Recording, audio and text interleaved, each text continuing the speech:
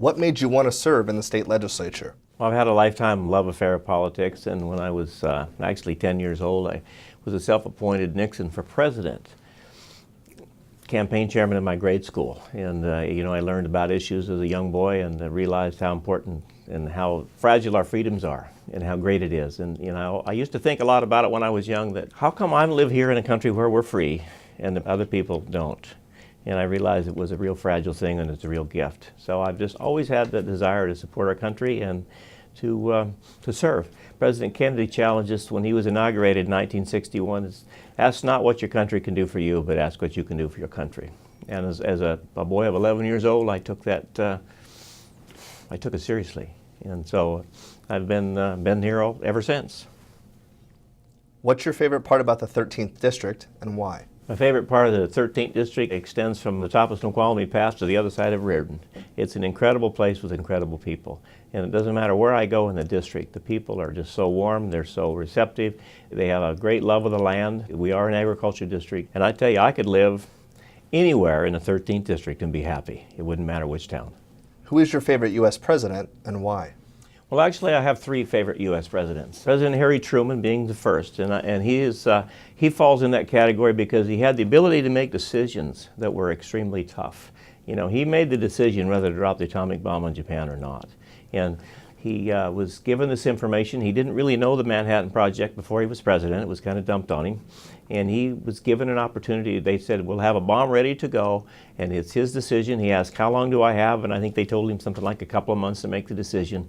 And at the end of 2 months, he made the decision. And it was a monumental decision that he had to make, knowing the loss of lives that was going to result. That was huge. Okay. My second favorite president is John Kennedy.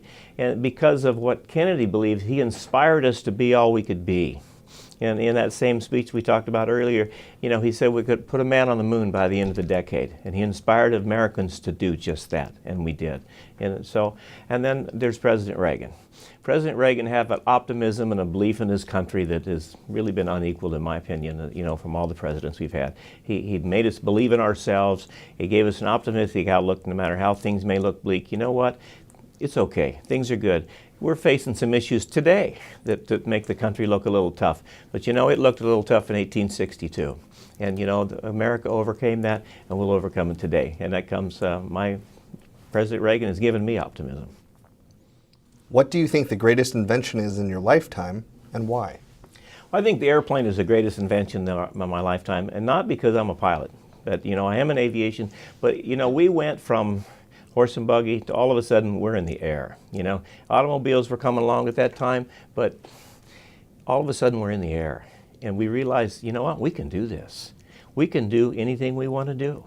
And we did it. And because we were able to do that, go from, the little Wright brothers flyer to we went to the moon, and it's all part of aviation. These things inspired us to look and believe in ourselves that we could do that. And I think aviation, the airplane, really began that. If you could choose one vacation destination, where would you pick and why? Well, I'm going to go back to the 13th District. That's my home, and I love it there. I've traveled this country. I've been a pilot for 40 years, a corporate pilot. I've traveled this country, and I've been there. But there's just something about the 13th District. It's an incredible place to be. From the pine trees in the small town of Liberty to Reardon, they're different places, different things, but it's just an incredible place. I just love to be there.